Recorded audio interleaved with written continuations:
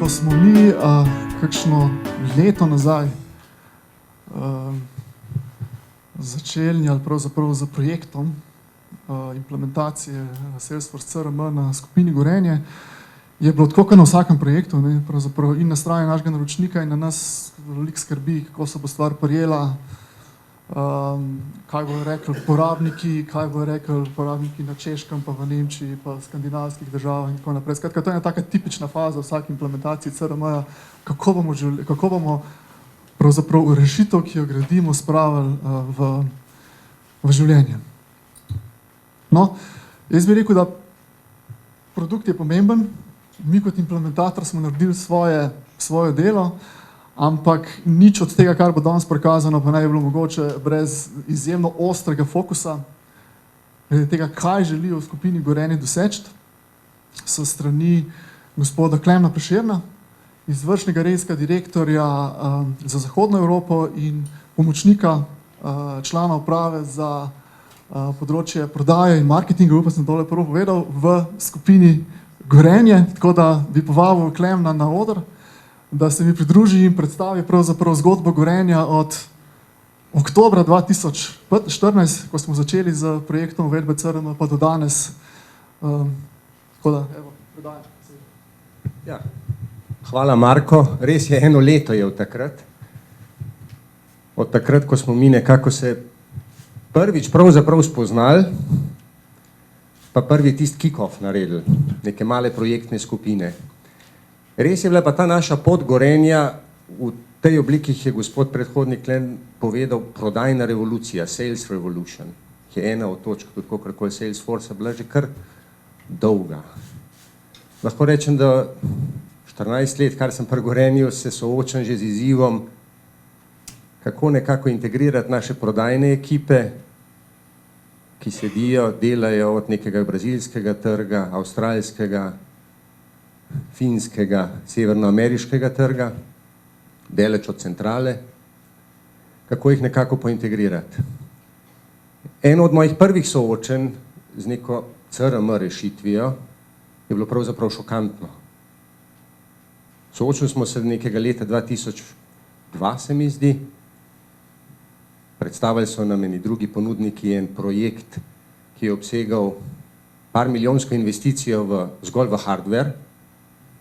Implementacijski čas za to, kar smo mi imeli nekaj tako v cilju, približno 5 let.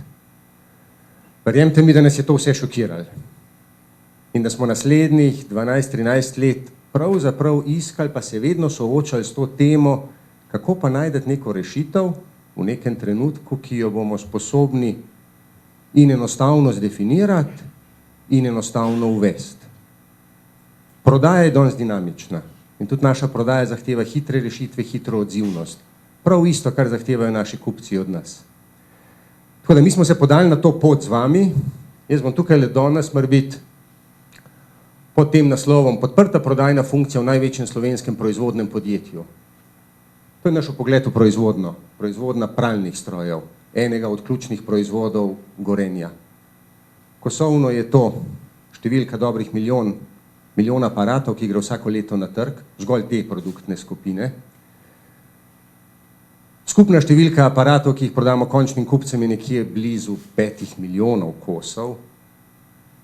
Predstavljati si pa moramo, da je pred nami pa še en izziv na drugi strani, da imamo danes približno 50 milijonov končnih uporabnikov Gorenjevih proizvodov na tem globalnem svetu. Nekje taka je številka. Ta številka danes v našem fokusu, trenutnem uvedbe CRM-ja, še ni. Zdaj pa pogledajmo, kje smo danes. Skupina Gorenje, če zelo na hitro. Skupina Gorenje, globalna prisotnost v 90 državah sveta, delež izvoza, 95%. Lahko si predstavljate, da naša proizvodnja za slovenski trg dela pravzaprav tiste 4 dni na leto, nadaljnjih 200 in še nekaj proizvodnih dni gre blago na vse konce tega sveta. 3 proizvodne lokacije v Sloveniji, Češkem in v Srbiji, prihodki v rangu dobre 1,2 milijarde, 10.500 zaposlenih in temeljna dejavnost, kakorkoli jo gledamo, je izdelki in storitve za dom. Kje se znotraj tega proizvodnega podjetja znajde prodaja kot ena od ključnih funkcij? Mi imamo danes nekih 5 prodajnih segmentov, to so 4 regije, jaz vodim eno regijo od teh, imamo zraven tega še eno globalno regijo kot tako, upravljamo z 8 blagovnimi znamkami, od tega sta 2 globalni, to sta Gorenje pa skandinavska blagovna znamka Asko, poleg tega še 6 lokalnih blagovnih znamk po celem svetu, 3 ključne produktne skupine, MDA, to so veliki gospodinjski aparati, SDA, mali gospodinjski aparati in HVAC, to je toplotna tehnika in ogrevalna tehnika. In poleg tega preko 30 odvisnih prodajno-poslovnih enot. Skupina Gorenje ima nekje v svojem sistemu približno 80 odvisnih družb, tega nekaj v proizvodni, nekaj v storitvenih dejavnostih. Ključne za prodajo pa so vsekakor telih dobrih 30, preko 30 odvisnih družb po celem svetu pravzaprav. Če bi zdaj samo malce izven konteksta skupine Gorenje, bolj trg bele tehnike kot tako predstavil. Trg bele tehnike je ena skrajno dinamična branža, če jo tako gledamo. To je rast globalnega trga bele tehnike. Vidimo, da občasno pridejo krize, v katerih se moramo vsakič znajdeti in ampak zadeva gre še lepo naprej navzgor. Tudi projekcije za naslednje obdobje zelo dobra. 3 do 7% bo rasla prodaja bele tehnike. Res pa, da se danes ne soočamo več s kosovno rastjo prodaje, ampak bolj z vrednostjo rastjo prodaje. Trgi so zasičeni, gospodinjstva imajo večinoma vse aparate, aparati ostajajo predolgo v gospodinjstvih, predolgo, mi bi si želeli, da jih ljudje pogosteje menjajo. In delamo tudi v to smer. Drugo, kar je tukaj, evropske promocije. Skrajno velika, odzivnost trga in občutljivost na ceno. Če bi kdo pogledal, 70. leta, razmerje v ceni med pralnim strojem in takratnim avtomobilom je bilo približno 1:10. Razmerje danes je 1:40. Nažalost, ne v našo korist. Pralni stroji so se dramatično pocenili, ponudba je velika, cenovna občutljivost je velika. Istočasno se saj na evropskem trgu po podatkih GfK-ja odvija danes približno 15% prodaje v sprotnih promocijah, agresivnih, cenovnih in podobnih akcijah. Naš način prodaje je pravzaprav, v tej vertikalni verigi neka dvostopenjska distribucija. Pretežno so naše prodajne družbe tiste, ki opravljajo neko distribucijsko nalogo in prodajno nalogo v tem prvem veznem členu in končna stopnja je pa dejansko malo prodaja. Malo prodaja v Evropi je danes zelo pestra. Poznamo stare formate, zastarele formate, ki počasi izumirajo, prihaja kup novih formatov, digitalnih formatov, mobilnih formatov. Dostopnost do nakupa nekega pralnega stroja je pravzaprav dana v vsakem trenutku. Mi moramo temu dejansko vedno slediti. Naše največje pasti so, da se ujamemo v nekem segmentu prodaje, ki s časom izgublja. Take zgodbe so se nam dogajale na marsikjerem trgu. Ker priznati se nam je treba, da je težko spremljati dogajanje na 90 trgih vsega sveta z vsemi podrobnostmi, lokalnimi specifikami, z vsemi detajli, ki se tam dogajajo.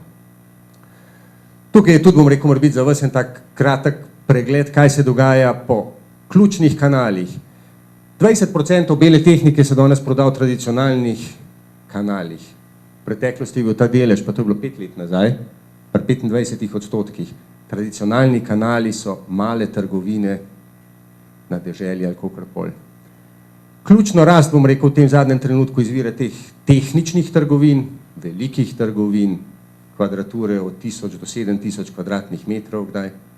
Moramo si predstavljati, kaj lahko, kakšno ponudbo bele tehnike in zabavne elektronike dejansko kupec na 7000 kvadratnih metrih površine mu jo ponudimo. In kje se mora Gorenje tle izkazati, prikazati, da izstopa v tej ponudbi. Drug kanal, ki je pa še močno v rasti, je pa vsekakor tale digitalni kanal. Prodaja preko onlinea, spleta je najbolj dinamična prodaja v zadnjem obdobju. To so bili nekje jaz bom rekel, v tem našem biotopu prodaje neki ključni izzivi, smo se dolga leta soočali z njimi. Dolga leta. In če bi rekel, tale kvadrat, ki ga tukaj le vidite, ta kvadrat je bil tudi lani na neki konferenci prikazan, je pa sigurno vprašanje, kako se neka družba odzove na globalne trende, spremembe v potrošniških navadah, hitri koncentraciji na strani industrije kot tako, proizvajalcev ostanih in pa še posebej na malo prodaji. Ta del tukaj so vrednote Gorenje, odgovornost pa inovativnost. Dve ključni vrednoti, ki veljata za celo podjetje, od razvojnikov proizvodne do prodajnikov. Odgovornost in inovativnost. To je bil pa en tak 4-stopenjski program, ki smo ga približno pred 2 leti v naši hiši lansirali.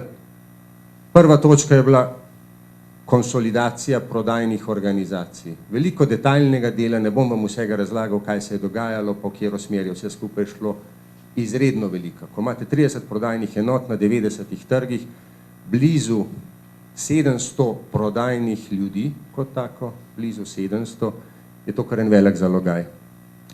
Drugi del, redesigning the brand landscape. Na začetku sem izpostavil, da imamo 2 globalni blagovni znamki, pa 6 lokalnih. To mora biti ni glih danes točka tukaj, da bi se je posvečala, ampak vseeno tudi tam je bila potrebna večja konsistentnost. Redesigning the product to market process, to je vaš, bom rekel, naš ta dinamičen razvojni cikl. Če je v preteklosti veljalo, da so nove platforme izdelkov prihajale na vsakih 10-15 let, se je danes ta razvojni cikl tudi v beli tehniki skrajšal na razvojno obdobje od 3 do 5 let. To zahteva tudi, bom rekel, prodajne ekipe, krepko večjo hitrost, večjo prodornost pri lansiranju vsega tega. In na koncu, kakorkoli tudi upravljanje prodajne ekipo preko KPI-jev in različnih, bom rekel, kazalnikov učinkovitosti, prodornosti in vsega tega. To je bil ta 4-stopenjski program. Znotraj tega programa bi lahko rekel, se je tudi pokazala res potreba po orodjih, sistemih za samo prodajno ekipo. Našli smo jih v neki obliki tudi znotraj, bom rekel, Salesforce-a.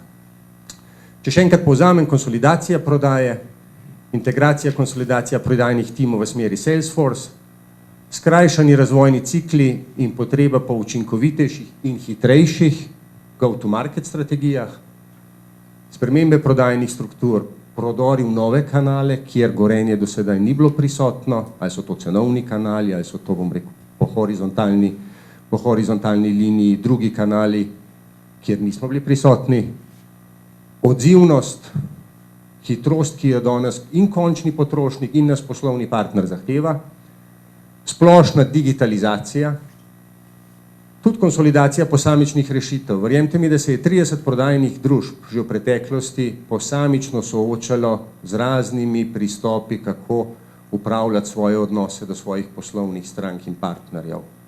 Imeli smo kar nekaj lokalnih rešitev, ki vse niso bile v nekem pogledu niti nevzdržne, so bile, bom rekel, stvar enkratnega prebliska ideje, niso bile vzdrževane, niso bile sposobne, bom rekel, nekje na nivoju skupine preživeti. Vsekakor prenos dobrih praks tudi, mislim, da je to tudi v sistemu 700 prodajnikov močen vzvod, kako zagotoviti, da dobra izkušnja iz Finske pride tudi, bom rekel, dol do Avstralije ali pa obratno. In pa zadnji dejavnik, kot sem rekel, upravljanje s kazalniki. Tako da v sklopu, to je bil naš motiv. Še enkrat, zakaj smo se po enem letu, pred enim letom pravzaprav, Marko, mi z vami na to revolucijo prodaje podali. Zdaj vam bom pa sam še pokazal, kje smo danes, pa kaj smo si za takrat za cilj zadali. Cilj je bilo poenotenje ključnih prodajnih struktur, ciljev pristopov, s ciljem izvajanja na nivoju skupine, enovite, hitrejše, ciljne in pa še vedno trgu prilagojene prodajne strategije. Področje prodaje v tem trenutku, ki smo ga želeli, bom rekel, tle zajeti, je bilo dejansko naši odnosi z poslovnimi partnerji.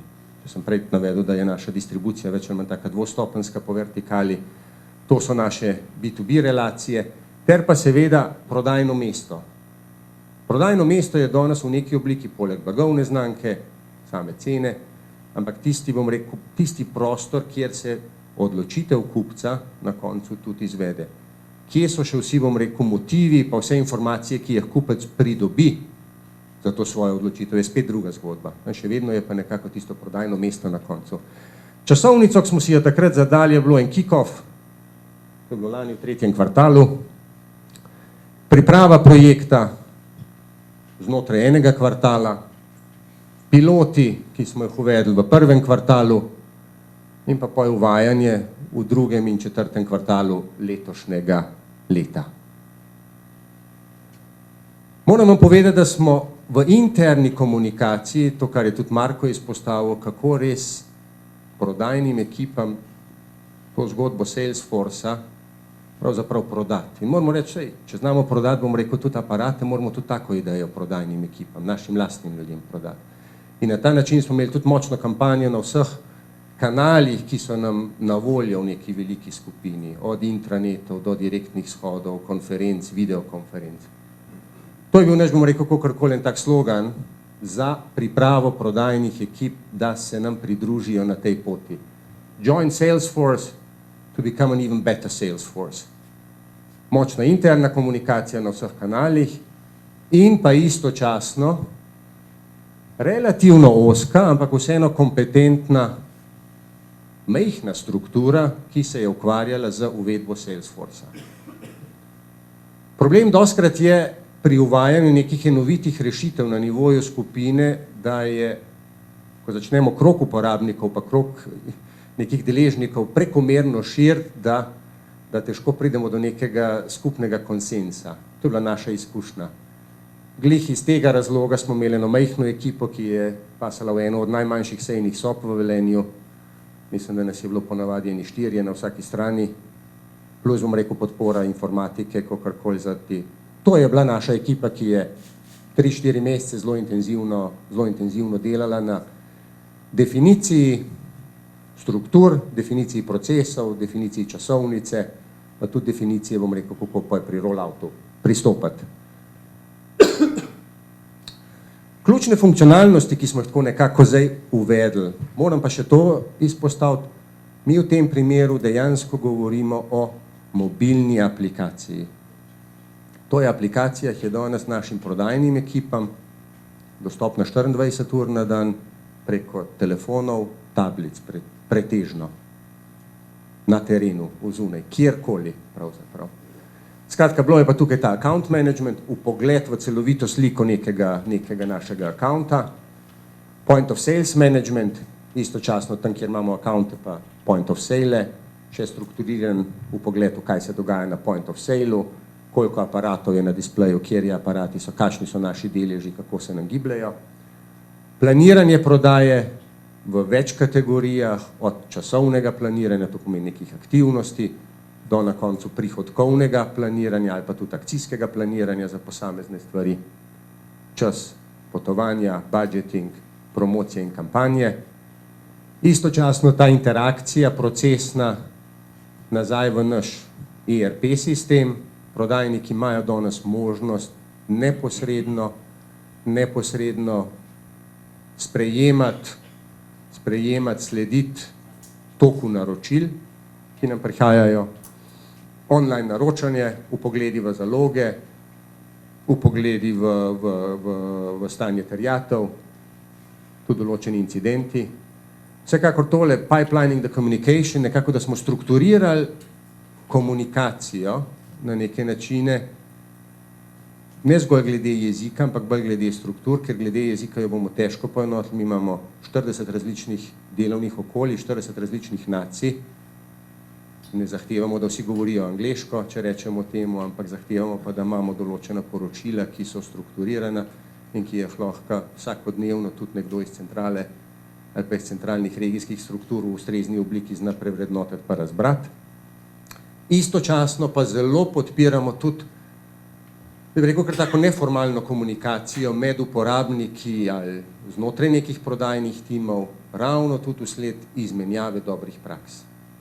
Naj se vidi, bom rekel, vzorčen model iz Finske, pa ne ga prenesejo, magar bom rekel, na neko drugo prodajno okolje.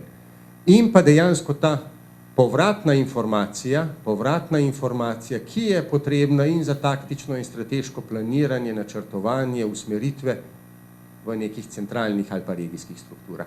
Skratka, to so bile neke te ključne funkcionalnosti, ki smo jih zaželeli.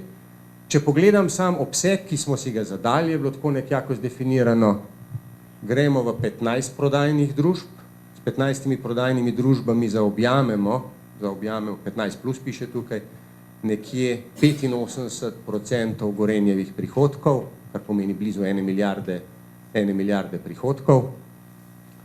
Cilj nam je bil tukaj nekje 400 plus uporabnikov v ta biotop Salesforcea noter spraviti.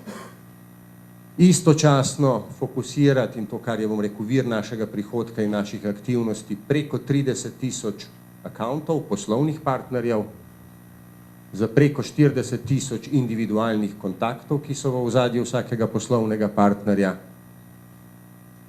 Oboje, kombinacija vsega tega bi nanesla nekje preko 300.000 raznih dnevnih interakcij, od obiskov do povratnih informacij, do raznih nalog, ki se razdeljujejo v sistemu, to je bil nekje obseg.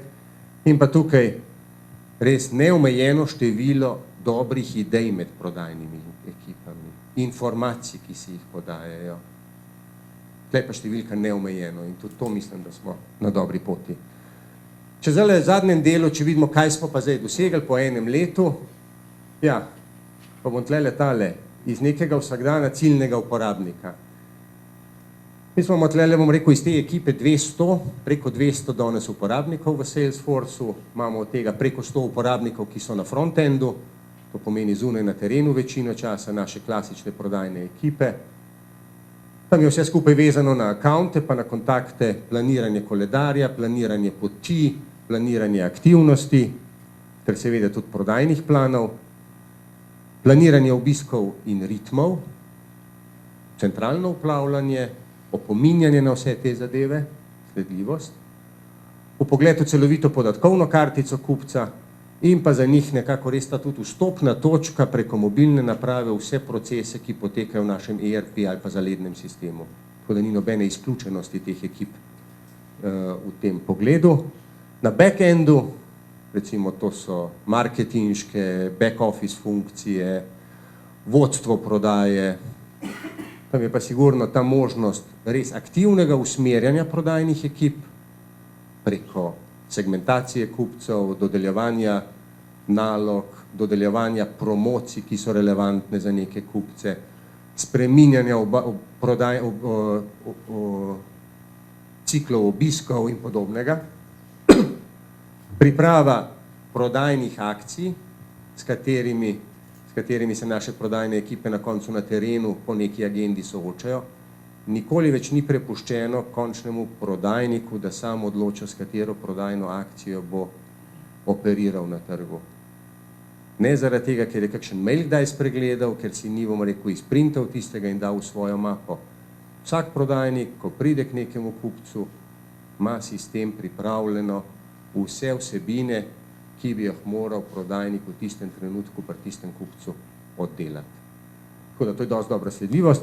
Za nas je bilo to tudi, bom rekel, ohranjanje nekje ta intenziven stik s tem, kaj se dejansko dogaja na trgu, da ni tista neka visoka fizična razdalja, da bi bila to kritična, in pa zelo dobra analitika vseh teh aktivnosti pa sprotna spreljava.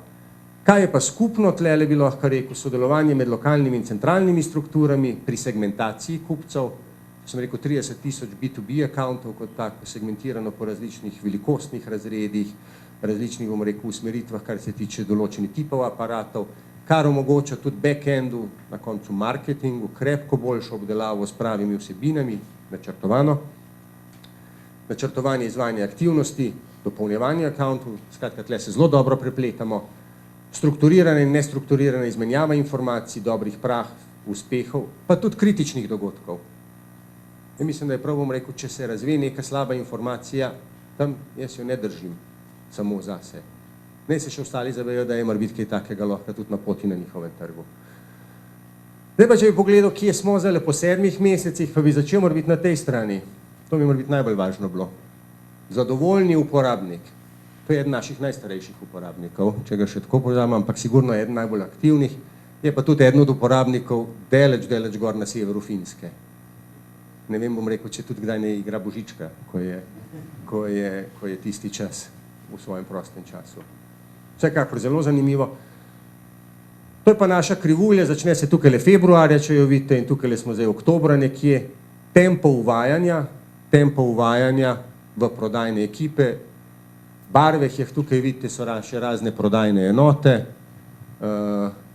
Začeli smo v Nemčiji, Nemčija je še vedno, bom rekel, tista največja, tudi bom rekel, v tej strukturi, ampak vse družbe so se dosti hitro priklapljale na to, hitro začele zadeve uporabljati, pravzaprav nikjer nismo doživeli kakršnega koli zadržka, problema, ki bi nas za več kot morda 2 dneva, bom rekel, odvrnil od tistega tempa, ki smo si ga zadali.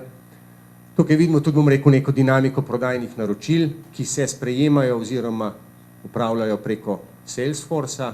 Skratka, dinamika, absolutno bom rekel, zelo dobra, in če izpostavim to, skrajno hitra uvedba in izredno visoka akceptanca pri uporabnikih in definitivno izboljšana učinkovitost, usklajenost pa načrtnost vseh prodajnih aktivnosti. Če pridemo še drugi, bom rekel, rezultat, naš vpogled v tudi tista najbolj oddaljena dogajanja. Tukaj vidimo, bom rekel, poročila iz prodajnih terenov glede na aktivnosti konkurence, zaznavanja, katere konkurente naše prodajne ekipe najbolj zaznavajo, tudi, bom rekel, v detajlu, s katerimi aktivnostmi, da se naši back-end uporabniki, prodajno vodstvo, zna, bom rekel, na te zadeve tudi odzvati. Vsak tak del predstavlja nekega konkurenta, tako da vidite, da imamo v 35% imamo z enim velikim konkurentom opravka, ki ga vsi naši prodajniki zelo kritično izpostavljajo in najbolj. Tole je tudi ena krivulja naše izpostavljenosti po državah na point of sale-u. Lahko bi rekel, pokaže nam, koliko aparatov pod blagovno znamko Gorenje imamo v določeni državi na samem prodajnem mestu. In ta krivulja gre tukaj od nižjih vrednosti, ki se začnejo nekje pri 5, pa do vrednosti, ki grejo do 35. Tukaj pa še tisto, kar sem rekel, pogled v oddaljena dogajanja in dobre prakse. Recimo, tukaj piše vhodni del pri Saturnu v Nemčiji, nekje na eni trgovini, spet ena dobra rešitev, ki so je enemu Nemcu uspela in so jo tudi kolegi od Finske do Balkana bili sposobni videti in morda tudi pri svojem delu uvesti. Skratka, sumarni analitični časovni pogledi na celovito dogajanje na trgu, znotraj prodajnih organizacij, malih ekip, accountov in na point of sale-u, v kombinaciji z vsebinsko, to je ta, bom rekel, res to, kar nam je do zdaj nekako manjkalo, kaj se dogaja, pa strukturirano s tekstom ali pa slikovno razlago, in to je naša dobra podlaga za izpeljavo, rečemo temu, usklajenih strategij pa taktik. Če pogledam, kje smo danes, bom rekel, po teh ciljih, če sem napisal prej 15 plus prodajnih družb, imamo danes 11 prodajnih družb, mislim, da so od včeraj so še ene 3, zraven prišle Igor, 400 plus uporabnikov, danes smo na 200 plus uporabnikov, to neomejeno število dobrih pobud, idej, izmenjave vsega tega, tle mislim, da smo absolutno na pravi poti.